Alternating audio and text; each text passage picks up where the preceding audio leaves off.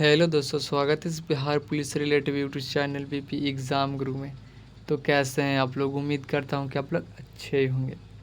तो आज के सेशन में हम लेकर के आए हैं हिस्ट्री के टॉप 80 MCQ जो आपके बिहार पुलिस के एग्ज़ामों में पिछले 10 वर्षों से बार बार रिपीट किया जा रहा है। तो चलिए बिना देर के ही करते वीडियो का स्टार्ट। अगर आप मेरे चैनल पर नए हैं तो चैनल को सब्सक्राइब करके बेल आइकन दबा कर घंटी को ऑल कर लीजिएगा कि जैसे ही अगला वीडियो अपलोडेड हो तो सबसे पहले आप तक पहुँचे। तो आज का हमारा पहला प्रश्न वो है कि ऋग्वेद में सर्वाधिक उल्लेख किस नदी का है? ऋग्वेद में सर्वाधिक उल्लेख किस नदी का किया गया है? तो कौन सा नदी का किया गया है दोस्त? तो सिंधु नदी के। यहाँ पे आपको तीसरा ऑप्शन में दिख रहा होगा सिंधु नदी के। करेक्ट आंसर इसका हो जाएगा। अब यहाँ पे अगला प्रश्न है कि हड़प्पा सभ्यता में सबसे बड़ी इमारत कौन सी मानी जाती है? हड़प्पा सभ्यता में सबसे बड़ी इमारत कौन सी मानी जाती है?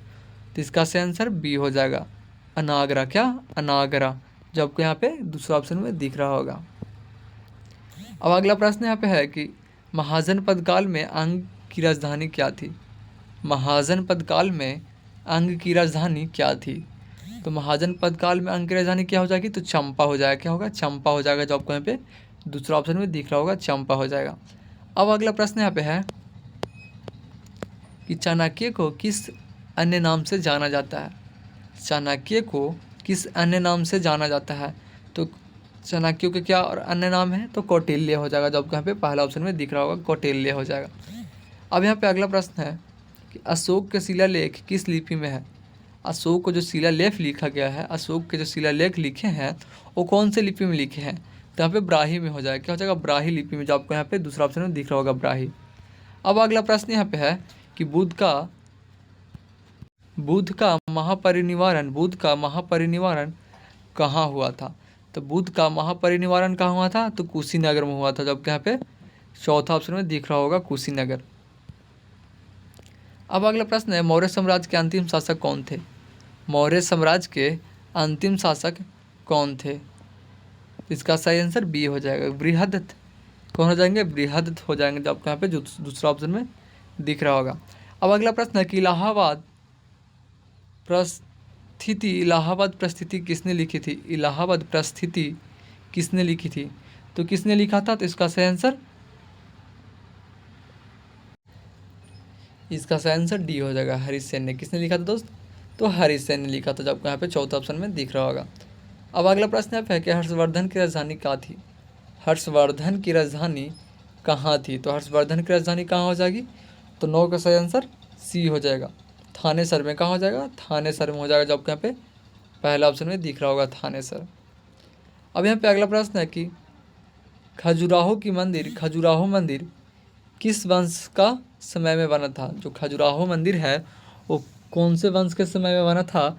तो इसका सही आंसर सी हो जाएंगे, चंदेल के। कौन सा वंश के? चंदेल वंश के समय में बना था खजुराहो मंदिर, जो आपको यहाँ पे तीसरा ऑप्शन में दिख रहा होगा। अब यहाँ पे अगला प्रश्न है कि चोला की नौसेना सबसे अधिक शक्तिशाली मानी जाती थी। चोला की नौसेना सबसे अधिक शक्तिशाली मानी जाती थी किस काल में? तो कौन से काल में माना जाता था दोस्त? तो इसका सही आंसर बी हो जाएगा। इसका सही आंसर बी हो जाएगा, राजेंद्र चोला। कौन सा वंश में? राजेंद्र चोला के वंश में माना जाता था, इसलिए इसका सही आंसर बी हो जाएगा। अब यहाँ पे किस मुस्लिम आक्रमणकारी ने पहली बार भारत में अपना सिक्कों पर अरबी लिपि को प्रयोग किया? किस मुस्लिम आक्रमणकारी ने पहली बार भारत में सिक्कों पर अरबी लिपि का प्रयोग किया? तो कौन मुस्लिम शासक ने किया था दोस्त? इसका सही आंसर 12 का सही आंसर सी हो जाएगा, गौरी ने। किसने किया था? तो गौरी ने किया था, जो आपको यहाँ पे तीसरा ऑप्शन में गौरी दिख रहा होगा। अब यहाँ पे अगला प्रश्न है कि विजयनगर साम्राज्य की स्थापना किसने की थी? विजयनगर साम्राज्य की स्थापना किसने की थी? तो विजयनगर साम्राज्य की स्थापना किसने किया था? विजयनगर साम्राज्य की स्थापना किसने की थी? तो किसने किया था? तो इसका सही आंसर बी हो जाएगा, हरिहर और बुक्का ने। किसने? हरिहर और बुक्का ने, जो आपको यहाँ पे दूसरा ऑप्शन में दिख रहा होगा। अब यहाँ पे अगला प्रश्न है कि पानीपत की तीसरी लड़ाई में मराठों की हार किसके हाथों हुई थी? पानीपत की तीसरी लड़ाई में मराठों की हार किसके हाथ किसके हाथों हुई थी? तो किसको हाथों हुई थी दोस्त? इसका सही आंसर सी हो जाएगा, अहमद शाह अदौली के। अहमद शाह अदौली जो आपको यहाँ पे तीसरा ऑप्शन में दिख रहा होगा। अब यहाँ पे अगला प्रश्न है कि दीन इलाही किसने चलाया था? दीन इलाही किसने चलाया था? तो दीन इलाही किसने चलाया था? तो अकबर ने चलाया था। किसने? अकबर ने चलाया था, आपको यहाँ पे दूसरा ऑप्शन में दिख रहा होगा। अब अगला प्रश्न है कि बंगाल का नवाब सिराजुद्दौला, बंगाल का नवाब सिराजुद्दौला किस युद्ध में हारा था? बंगाल का जो नवाब है सिराजुद्दौला किस युद्ध में हारा था? तो कौन से युद्ध में हारा था? तो जिसका सही आंसर बी हो जाएगा। कौन से युद्ध में? प्लासी के युद्ध में। कौन से युद्ध में? प्लासी के युद्ध में वो हारा था, इसलिए इसका सही आंसर बी हो जाएगा। अब है कि रैते रैतेवाड़ी प्रणाली की शुरुआत कहाँ हुई थी? रैतेवाड़ी प्रणाली की शुरुआत कहाँ हुई थी? तो कहाँ हुई थी? तो मद्रास में हुआ था। कहाँ हुआ था? मद्रास में हुआ था, जो आपको यहाँ पे दूसरा ऑप्शन है मद्रास दिख रहा होगा। अब यहाँ पे अगला प्रश्न है कि सती प्रथा को कानून रूप से और किसके द्वारा बंद किया गया? सती प्रथा को कानून रूप से और किसके द्वारा बंद किया गया? तो 18 का सही आंसर डी हो जाएगा, लॉर्ड बैटिंग के, जो यहाँ पे आपको चौथा ऑप्शन में दिख रहा होगा। 1857 की क्रांति में बिहार के नायक कौन थे? तो 1857 के क्रांति में बिहार के नायक कौन थे? तो कुंवर सिंह हो जाएगा। कौन से? कुंवर सिंह हो जाएगा, जो आपके यहाँ पे दूसरा ऑप्शन में दिख रहा होगा। अब अगला प्रश्न यहाँ पे कि गांधी जी ने चंपारण सत्याग्रह कब आरंभ किया था? गांधी जी ने चंपारण सत्याग्रह कब आरंभ किया था? तो कब किया था दोस्त? तो 1917 में किया था। कब किया था? 1917 में किया था, जो आपको यहाँ पे दूसरा ऑप्शन में दिख रहा होगा 1917। अब यहाँ पे है कि गांधी जी का असहयोग आंदोलन किस घटना के बाद प्रारंभ हुआ था? गांधी जी का असहयोग आंदोलन किस घटना के प्रारंभ हुआ था? तो कौन सा घटना का प्रारंभ हुआ था? इसका सही आंसर ये हो जाएगा, जालियांवाला बाग हत्याकांड, जो आपको यहाँ पे पहला ऑप्शन में जालियांवाला बाग हत्याकांड दिख रहा होगा। अब यहाँ पे अगला प्रश्न है कि भारत छोड़ो आंदोलन कब शुरू हुआ था? भारत छोड़ो आंदोलन कब शुरू हुआ? तो 1942 में हो जाएगा, जो आपको यहाँ पे दूसरा ऑप्शन में दिख रहा होगा 1942। अब यहाँ पे अगला प्रश्न है कि नेहरू रिपोर्ट किस वर्ष में आई थी? नेहरू रिपोर्ट किस वर्ष में आई थी? तो नेहरू रिपोर्ट किस वर्ष में आई थी दोस्त? तो 1928 में आई थी। 1928 में आई थी, जो आपको यहाँ पे दूसरा ऑप्शन में दिख रहा होगा 1928। अब अगला प्रश्न है किस अधिनियम में पहली बार भारत में संविधान सभा का उल्लेख हुआ? किस अधिनियम में पहली बार भारत में संविधान सभा का उल्लेख हुआ था? तो इसका सही आंसर 24 का सही आंसर डी हो जाएगा, कैबिनेट मिथन। क्या? कैबिनेट मिथन, जो आपको यहाँ पे चौथा ऑप्शन में दिख रहा होगा। अब अगला प्रश्न है यहाँ पे कि चंपारण आंदोलन में गांधी जी को किसने बुलाया था? चंपारण आंदोलन में गांधी जी को किसने बुलाया था? बिल्कुल मोस्ट इंपॉर्टेंट क्वेश्चन है कि चंपारण आंदोलन में गांधी जी को किसने बुलाया था? तो किसने बुलाया था दोस्त? इसका सही आंसर बी हो जाएगा, राजकुमार शुक्ल ने। किसने? राजकुमार शुक्ल ने, जो आपको यहाँ पे दूसरा ऑप्शन में दिख रहा होगा। अगर आपने अब तक मेरे चैनल को सब्सक्राइब नहीं किया तो प्लीज़ चैनल को सब्सक्राइब करके मेरे चैनल से जुड़ जाइए। मेरे यूट्यूब चैनल पे बिहार पुलिस से रिलेटेड वीडियो अपलोडेड होते रहते हैं। अब है कि स्वराज पार्टी की स्थापना किसने की थी? स्वराज पार्टी की स्थापना किसने की थी? तो स्वराज पार्टी की स्थापना किसने किया था? तो इसका सही आंसर ये हो जाएगा, मोतीलाल नेहरू और चित्तरंजन दास ने। मोतीलाल नेहरू और चित्तरंजन दास ने, जो आपको यहाँ पे पहला ऑप्शन में दिख रहा होगा। अब यहाँ पे अगला प्रश्न है कि भारत का अंतिम वायसराय कौन था? भारत का अंतिम वायसराय कौन था? तो भारत का अंतिम वायसराय कौन था दोस्त? इसका सही आंसर ए हो जाएगा, लॉर्ड माउंटबेटन हो जाएगा, जो आपको यहाँ पे पहला ऑप्शन में दिख रहा होगा। अब यहाँ पे है कि इंकलाब जिंदाबाद नारा किसने दिया था? इंकलाब जिंदाबाद का नारा किसने दिया था? तो किसने दिया था? तो इसका सही आंसर ए हो जाएगा, भगत सिंह ने। किसने? भगत सिंह ने। इंकलाब जिंदाबाद का नारा किसने दिया था? तो भगत सिंह ने दिया था। अब है कि नालंदा विश्वविद्यालय को किसने नष्ट किया था? नालंदा विश्वविद्यालय को किसने नष्ट किया था? तो नालंदा विश्वविद्यालय को किसने नष्ट किया था? इसका सही आंसर बी हो जाएगा, बखियातर खिजली हो जाएगा, जो आपको यहाँ पे दूसरा ऑप्शन में दिख रहा होगा। अब यहाँ पे अगला प्रश्न है कि बिहार के कौन से जिले में विशालगढ़ नामक ऐतिहासिक स्थल की स्थिति है? तो इसका सही आंसर डी हो जाएगा, लखीसराय में। कौन सा? लखीसराय में, जो आपको यहाँ पे चौथा ऑप्शन में लखीसराय दिख रहा होगा। अब यहाँ पे अगला प्रश्न है कि विक्रमशिला विश्वविद्यालय की स्थापना किसने की थी? विक्रमशिला विश्वविद्यालय की स्थापना किसने की थी? तो इसका सही आंसर बी हो जाएगा, धर्मपाल ने किया था। किसने किया था? तो धर्मपाल ने किया था, जो आपको यहाँ पे दूसरा ऑप्शन में दिख रहा होगा, धर्मपाल। विक्रमशिला विश्वविद्यालय का स्थापना किसने किया था? तो धर्मपाल ने किया था।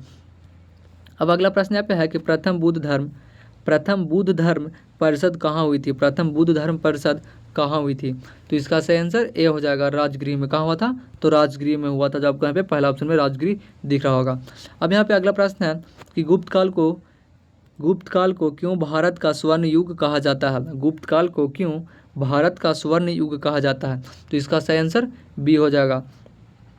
कला साहित्य और विज्ञान के उन्नति के कारण, कला साहित्य और विज्ञान के उन्नति के कारण गुप्त काल को भारत का स्वर्ण युग कहा जाता है, इसलिए इसका सही आंसर बी हो जाएगा। अब यहाँ पे अगला प्रश्न है कि किस शासक ने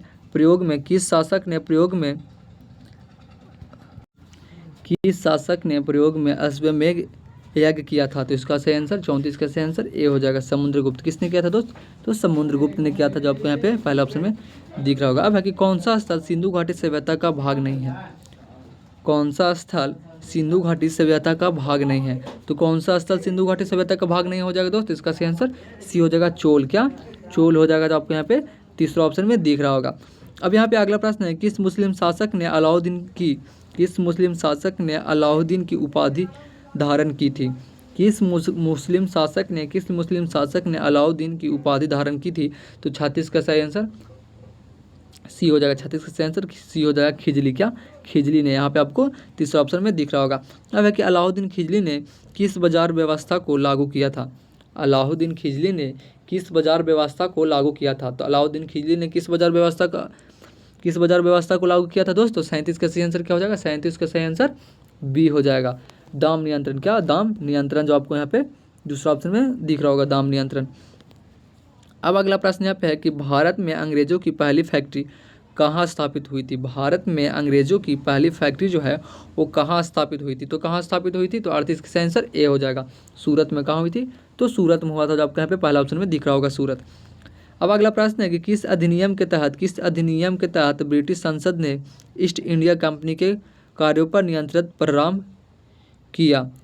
किस अधिनियम के तहत ब्रिटिश संसद ने ईस्ट इंडिया कंपनी को कार्यों पर नियंत्रण प्रारंभ किया? तो इसका सही आंसर 39 का सही आंसर बी हो जाएगा, रेगुलेटिंग एक्ट 1773। रेगुलेटिंग एक्ट 1773, जो आपको यहाँ पे दूसरा ऑप्शन में दिख रहा होगा। अब यहाँ पे अगला प्रश्न है कि गांधी जी ने दांडी यात्रा किस उद्देश्य से की थी?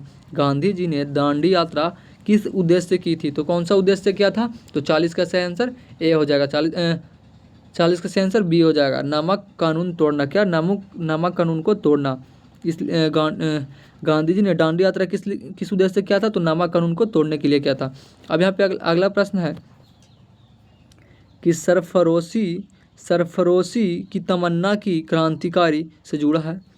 सरफरोशी की तमन्ना कि किस क्रांतिकारी से जुड़ा है? तो किस क्रांतिकारी से जुड़ा है? तो इसका सही आंसर बी हो जाएगा। क्या? राम प्रसाद बिस्मिल, जो आपको यहाँ पे दूसरा ऑप्शन में दिख रहा होगा। अब है कि महात्मा गांधी जी को